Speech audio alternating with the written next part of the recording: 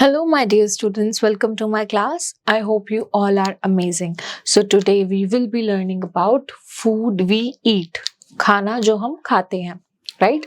खाना हम क्यों खाते हैं? ताकि हमारी बॉडी को एनर्जी मिल सके, right? Okay. Now let's get started with some tasty and delicious dishes. Okay, जैसे कि मालपुआ, पाव भाजी, इडली डोसा, सरसों का साग, दाल बाटी चूरमा, ढोकला, ये सारी बहुत ही हेल्दी और डिलीशियस डिशेस होती हैं. Okay, since India is a big country, its soil and climate vary from place to place. Therefore people grow different types of crops in different parts. Generally, people choose those crops which can be grown easily in their areas. उस तरीके के crops को choose करा जाता है जो उनके area में easily grow हो सकती है. और जो इंडिया है वो एक इतनी डाइवर्स कंट्री है कि अलग अलग तरीके की क्रॉप्स को हम उगा सकते हैं और खा सकते हैं. Okay, let us learn about the crops and details. अब हम इन क्रॉप्स के बारे में डिटेल्स में लर्न करेंगे. फूड, ग्रेन्स एंड पल्सेस, जो सबसे पहली क्रॉप्स हैं, जो सबसे ज्यादा जरूरी और बेसिक है हर किसी के लिए. Okay, food grains are small dry seeds grown by farmer for food. क्या होते हैं ये small और dry seeds होते हैं? कौन उगाता है इनको? Farmers उगाते हैं. Okay, the main food grains are wheat, rice and barley, maize. ये सब होते हैं main important. Okay, these food grains are also called cereals. इनको हम और क्या बोलते हैं? Cereals भी बोलते हैं. Food grains are grown in different parts of the country. अलग अलग कंट्री में इनको उगाया जाता है. सबसे पहले अगर हम बात करेंगे वीट की, wheat is grown on a large scale in northern states. कहाँ पर उगाया जाता है वीट? नॉर्दर्न स्टेट्स में, नॉर्थ की साइड, जैसे कि Punjab, Haryana, Uttar Pradesh, Madhya Pradesh. Okay, the staple food of the people of these states is wheat. जो सबसे मेन फूड होता है जिससे लोगों को एनर्जी मिलती है और रेगुलर बेसिस पे जिसको खाया जाता है वो है wheat. Okay, ज्वार एंड बाजरा, जिसको हम बार्ली भी बोलते हैं, आर ग्रोन इन राजस्थान. ये जो दो क्रॉप्स हैं, ज्वार एंड बाजरा, जिसको हम बार्ले भी बोलते हैं, ये कहाँ पर उगाया जाता है? राजस्थान में. अब हम बात करेंगे सबके फेवरेट राइस. राइस जो होता है हम अलग अलग तरीके से और हर किसी डिश के साथ इजीली हम खा सकते हैं, है ना. जैसे कि राजमा के साथ आप राइस खा सकते हो. आप जो होते हैं, जो छोले होते हैं, उनके साथ आप खा सकते हो.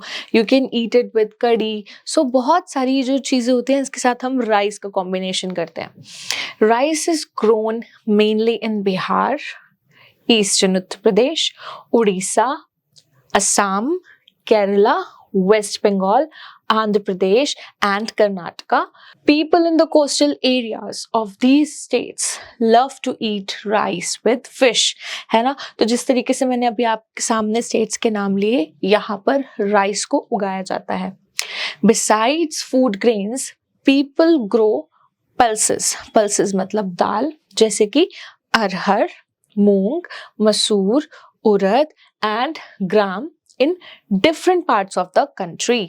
इस तरीके की दालें होती है जिनका मैंने नाम लिया, जैसे कि मूंग, मसूर, उड़द एटसेट्रा.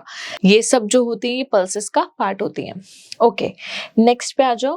फ्रूट्स एंड वेजिटेबल्स, जो कि बहुत ज़्यादा ज़रूरी होता है हमारे लिए. Fruits and vegetables are grown and eaten all over the country. पूरी कंट्री में कोई ऐसा स्टेट नहीं होगा या कोई ऐसा पर्सन नहीं होगा जो फ्रूट्स नहीं खाता. बहुत ही बेसिक होता है fruit. Fruits and vegetables grown in different season. जो फ्रूट्स एंड वेजिटेबल्स होते हैं ये अलग अलग सीजन में अलग अलग तरीके से आते हैं.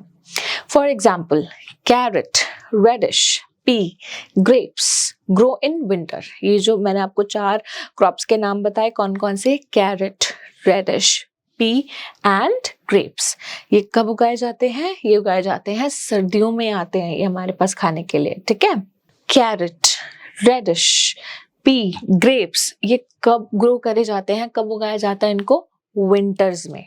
Okay, mangoes are available only in summer. जब बहुत ज्यादा गर्मी होती है, गर्मियों का सीजन होता है, तो हम क्या खाते हैं सबसे ज्यादा? Mangoes, right.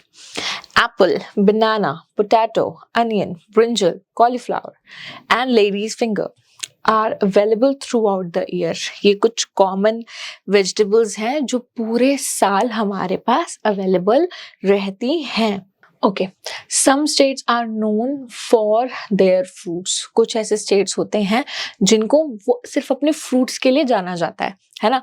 जैसे कि मैं बात करूँ लद्दाख, तो लद्दाख के पास क्या होता है? एप्रिकॉट्स होते हैं। Kashmir and Himachal Pradesh are known for apples. Okay, अगर मैं बात करूँ हिमाचल प्रदेश और कश्मीर की, तो वहां पर एप्पल्स बहुत ज्यादा पाए जाते हैं। ओके, सिटी ऑफ ऑरेंजेस किसको बोला जाता है? नागपुर को। Okay, next is लीचीज। लीचीज कहाँ पर पाई जाती हैं? Muzaffarnagar, that is in Bihar. Okay, Ratnagiri and Maharashtra and Allahabad जो कि लखनऊ में है, ये किसके लिए फेमस है? ये दशहरी मैंगोज के लिए फेमस है। दशहरी मैंगोज एक टाइप ऑफ मैंगो होता है। Assam, Goa and Kerala are famous for pineapples. तो इस तरीके से आप देख सकते हो यहाँ पर कितने सारे हमारे पास ऑप्शंस हैं, और हमारे इंडिया में ही अलग अलग पार्ट में किस तरीके से अलग अलग फ्रूट्स मिलते हैं। स्पाइसेस एंड ऑयल सीड्स के बारे में अगर हम बात करेंगे, so India was once known for all the world for its spices. India जो था सबसे पहले फेमस ही इसी चीज के लिए हुआ था कि हमारे पास इतनी सारी स्पाइसेस होती। It still produces as large variety of spices. Spices add flavor, color and taste to our food. जो मसाले होते हैं बेसिकली उनका काम क्या होता है? वो हमारे खाने में टेस्ट ऐड करते हैं, है ना। बहुत ज्यादा उसको टेस्टी कर देते हैं, उसको इन्हांस कर देते हैं डिश को। अगर मैं आपको बताऊं जो सबसे कॉमन नेम्स हैं कौन कौन से हैं? काली मिर्च एक बहुत ही फेमस मसाला है हमारे इंडिया का। इलायची, लौंग, धनिया, इनके इंग्लिश में अगर मैं नेम्स बोलूं तो that is cardamom. Okay, cloves, turmeric, coriander. So इस तरीके से ये क्या है हमारे पास? ये मसाले हैं जो बहुत ही फेमस हैं।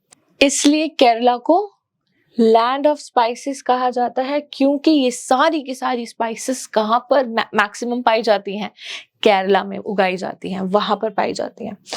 अगर हम बात करेंगे groundnut, mustard, coconut, soybean, linseed and sunflower are major oil seeds produced in India. ये सारे के सारे बहुत ही फेमस ऑयल सीड्स हैं जो इंडिया में प्रोड्यूस करे जाते हैं। Next is journey of food. We need to respect farmers because they are the ones who provide us with food. जो फार्मर्स होते हैं वो हमारे लिए फूड प्रोड्यूस करते हैं। Farmers are known as the backbone of the country. Backbone मतलब जो पूरी कंट्री को सपोर्ट करता है। अगर हमारे पास फूड ही नहीं होगा तो हम लिविंग ही नहीं होंगे, हम जी ही नहीं पाएंगे, है ना। तो हम स्टार्व करेंगे, वी विल बी स्टार्विंग। अगर हमारे पास फूड होगा तभी हम ग्रोथ कर पाएंगे। They never stop their work regardless of hot summer, rain or cold winter. चाहे सर्दी हो, गर्मी हो, बारिश हो, आंधी तूफान कुछ भी हो, लेकिन फार्मर्स हमारे लिए लगातार काम करते रहते हैं। Look at the journey of rice. It begins with the farmer plucking the field. Look at the journey of rice. अब आप देखोगे यहाँ पे किस तरीके से हमारे पास ये अलग अलग पूरा पैटर्न है चावल को उगाने का, राइस को उगाने का। सबसे पहले जो होता है प्लोइंग होता है, उसको पूरा जो होता है प्लो करा जाता है। उसके बाद फिर सोइंग, ठीक है, उसके अंदर सीड्स डाले जाते हैं। Transplanting, harvesting, winnowing, eating, cooking, milling, storing and drawing. इस तरीके से ये अलग अलग प्रोसेस के थ्रू हम जो है प्रोड्यूस करते हैं क्या? राइस। ओके, इस तरीके से अलग अलग क्रॉप्स भी प्रोड्यूस की जाती हैं। Alright, moving to the next part. Alright, now let's do the questions. The soil and climate of India vary from place to place. जो soil है और climate है इंडिया में जो होता है वो जगह के अकॉर्डिंग चेंज होता है। Yes. So it's a yes. Rice and wheat are pulses. Rice और wheat pulses होते हैं? No. Spices add flavour and colour to the food. जो मसाले होते हैं वो टेस्ट और कलर लेकर आते हैं खाने में. Yes. Farmers work very hard. जो फार्मर्स होते हैं वो बहुत मेहनत करते हैं. Yes. People in the northern states generally eat and grow. जो नॉर्दर्न स्टेट्स में जो लोग होते हैं वो क्या ज्यादातर उगाते हैं और क्या खाते हैं? Wheat. Very good. People in the southern and eastern states mostly eat and grow.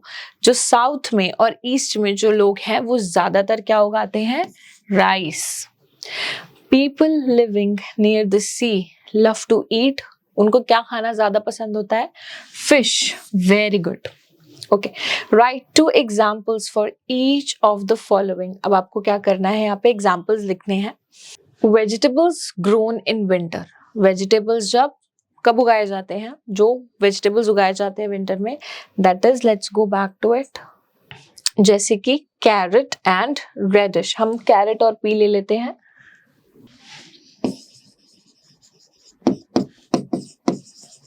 Very good. इस तरीके से आपने सेकंड और थर्ड में बताना है चूज करके कि कब कहाँ पर उगाया जाता है और किस टाइम उगाया जाता है. ओके. आपको ये एक्टिविटीज अपने पेरेंट्स और टीचर्स की हेल्प से सॉल्व करनी है. और right my dear students, so I really hope that you have understood each and everything in this video. Thank you so much for watching this one, and I will be seeing you in my other videos. Till then, take care. Bye bye.